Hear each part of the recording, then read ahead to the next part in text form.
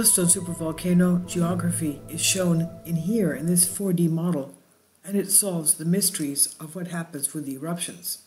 This is by Christopher Kincaid of University of Rhode Island. It's on The Conversation.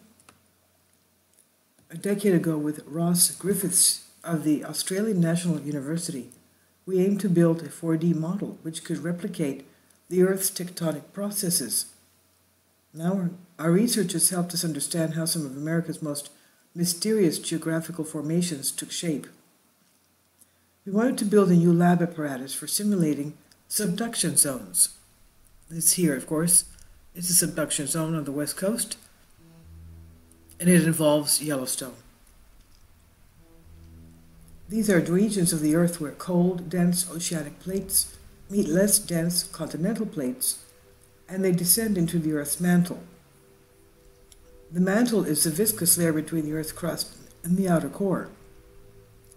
Subduction is the dominant force driving movement of such plates, and one of the features that makes Earth unique is the solar system. Our goal was to represent pressures and movements in the mantle as it responded to the sinking oceanic plates, as well as to thermal evolution, which is movement of heat from the core to the surface. Many areas of science and engineering have a long tradition of employing analog rather than computerized models to represent larger scale processes, just as toys like planes, boats, and dolls can be modeled to represent larger versions using scale factory laboratory experiments, may be used to model the mantle system by employing certain dynamic scale factors. To our 3D analog model, we added a fourth dimension, and that is time. We used a fiberglass plate to represent the Earth's subduction process, the subducting ocean plate, and high viscosity corn syrup to represent the Earth's mantle. Three features make up corn syrup, a nice analog for the mantle, and like the mantle, the fluid is inertia-free. This means that when forces are removed from flow stops immediately, the flow stops after the pressures are removed, the corn syrup has temperature-dependent viscosity, so heat makes it runny while cold makes it strong and unyieldable. It also scales well to the model and can provide a nice dessert after the work is completed, for example. We first use our apparatus to study a number of general aspects and mechanisms of subduction zones without focusing on any particular region. But all that changed when we joined a diverse group of geoscientists interested in determining the cause of some strange magma activity in the Pacific Northwest over the last 20 million years. The focus then became an odd volcanic track in central and eastern Oregon in the United States called the High Lava Plains. The goal was to connect the dots between the High Lava Plains and two other notable geographic features, the Columbia River flood basalts and the Snake River Plain. This area around the Yellowstone Park is the epicenter of much debate in the earth sciences. A number of scientists have said that the Columbia River flood basalts and the Snake River Plain are the expressions of a surfacing mantle plume. A mantle plume is made of hotter, less dense rock buoyed upward through the mantle towards the Earth's surface. They resemble kinds of plumes that we see every day: hot air balloons, lava lamps, pasta sauce on a stove, and steam plumes from industrial towers are all common examples where less dense fluid or air rises through denser material. In the mantle, plumes take on a classic shape, a large bulbous leading volume called the plume head, followed by a thin tail called the plume conduit. The surfacing of plume heads has been linked to huge outpourings of basalt called large igneous provinces, while tails are commonly proposed as the cause of linear volcanic tracts like the Hawaiian island chain in the Pacific. But for our area, the plume was not the most obvious suspect. One issue is the Columbia River flood basalts and the Snake River Plain are not laid out in a linear pattern, as would be expected. if a plume surfaced beneath the westward drifting North American continental plate. Instead, the two features seem broken, with the Snake River Plain track displaced well south of the flood basalts. Nor does the high lava plain volcanic track fit the classic plume model. It is odd for two reasons. It appears west of the flood basalts, and its magma output grows younger towards the west. We would intuitively expect the opposite. As the plate moves west, the head of the plume should arrive at the surface first, causing the flood basalts, while the tail should cause the track of volcanic activity that grows younger towards the end, just like the Snake River Plain. To accurately represent this complex subduction system, we need to include a number of features. One of these was a phenomenon called rollback subduction, which is when a sinking oceanic plate rolls back underneath itself and is descending into the mantle.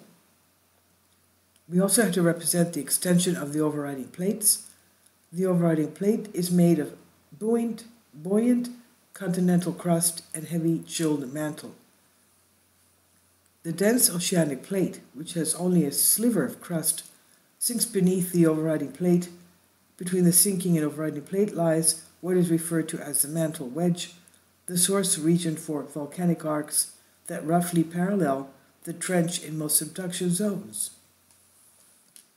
The project's pièce de résistance was the representation of the mantle plume, where we could control the plume's buoyancy and position. We did this by using a modified pressure cooker, where corn syrup was heated and then injected through a heated pipe into the base of the tank. By controlling its temperature, we controlled the density, viscosity, and rise rate of the plume. Most prior models inject plumes into a simplified fluid environment. Models which incorporate both subduction and plume show this simple view is not sufficient. Rollback motion provides vigorous flow from the back to the front of the subduction plate. This is known as toroidal flow. This is like a super large eddy in the mantle. Our results showed that toroidal flow had a big impact on the buoyant plume feature.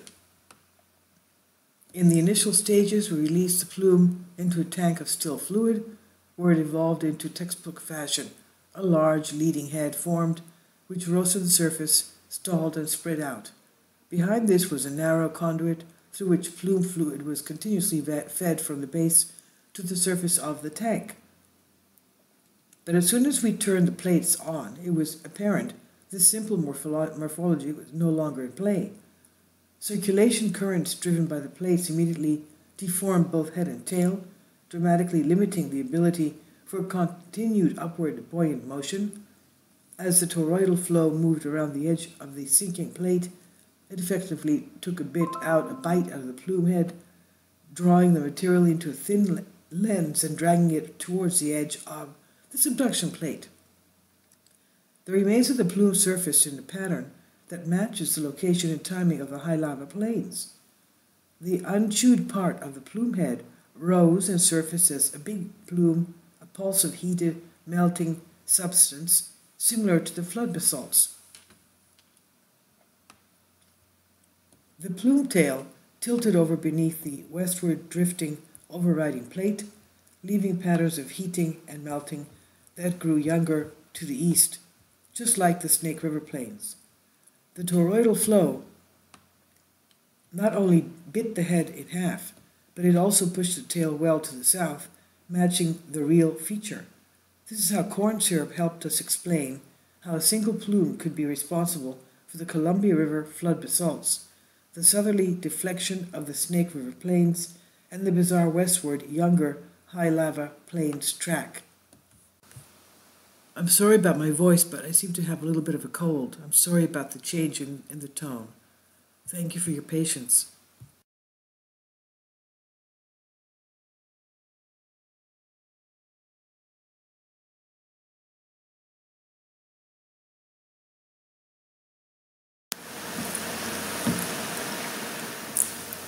If you'd like to join me on my Patreon account, You will hear content not covered by mainstream media. These riveting stories will be based on my research, and I will state my opinions and give my personal insight on diverse and controversial subjects and world events not covered by mainstream media, and not supported by YouTube guidelines. So whatever I have on my Patreon, most of those will not be on my YouTube channel. Please consider becoming a member today. More of the most significant and important videos will be on my Patreon channel. Your support helps me to continue my research and keeps this YouTube channel alive. And we depend on your support, your generous charity, because we help economically challenged families here in Athens, Greece, in Kapota, and we also help the young generation with university tuition and the community around our church. Thank you.